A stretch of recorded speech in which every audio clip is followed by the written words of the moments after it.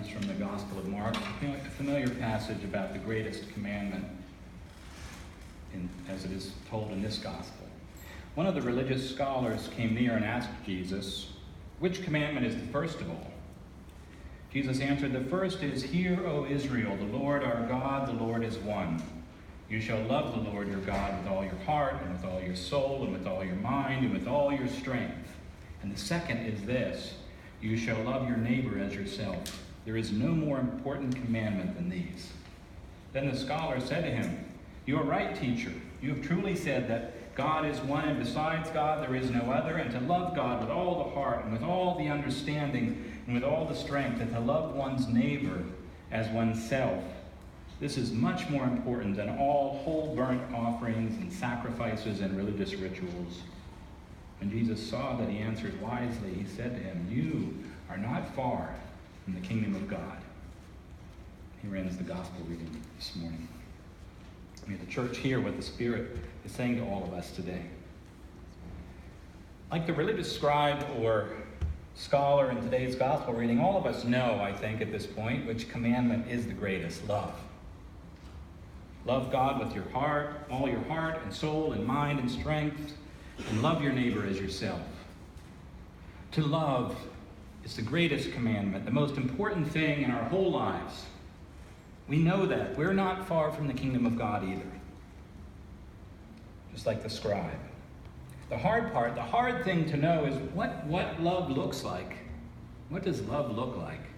We mistake many things in our lives for love. Desires, like my love for pizza, for example.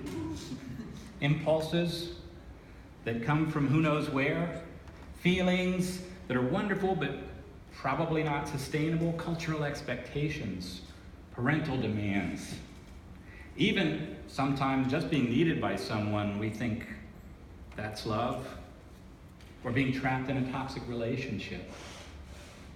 We know that love is the most important thing. The hard part for us is to know what love looks like. No one has ever seen God, the Gospel of John tells us, so how are we supposed to know how to live? God is love, the New Testament tells us, and those who abide in love abide in God, and God abides in them. But what does that love look like or feel like in a human life, in my life? The answer in our tradition is one word: incarnation, embodiment. No one has ever seen God, the Gospel of John says, yet the one we call Christ, the Anointed One, has made God known to us. In our tradition, the life of the unseen God is seen in the life of a remarkable human being, Jesus of Nazareth.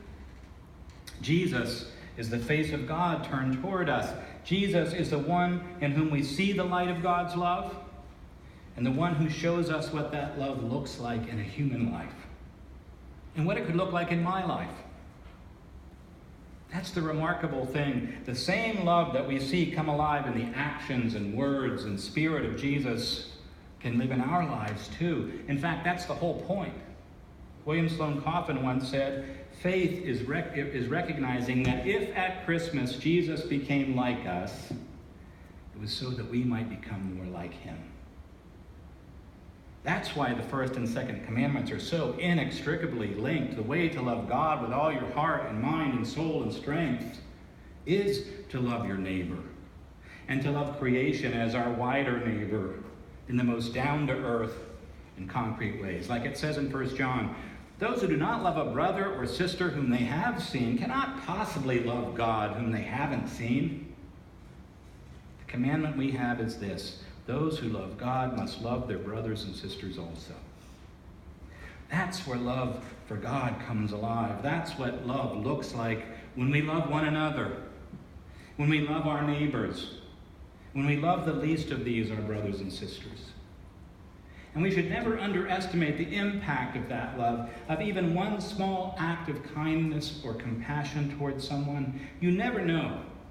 As a pastor in ministry and in many caregiving professions, you know that you never know what someone next to you, young or old, might be going through.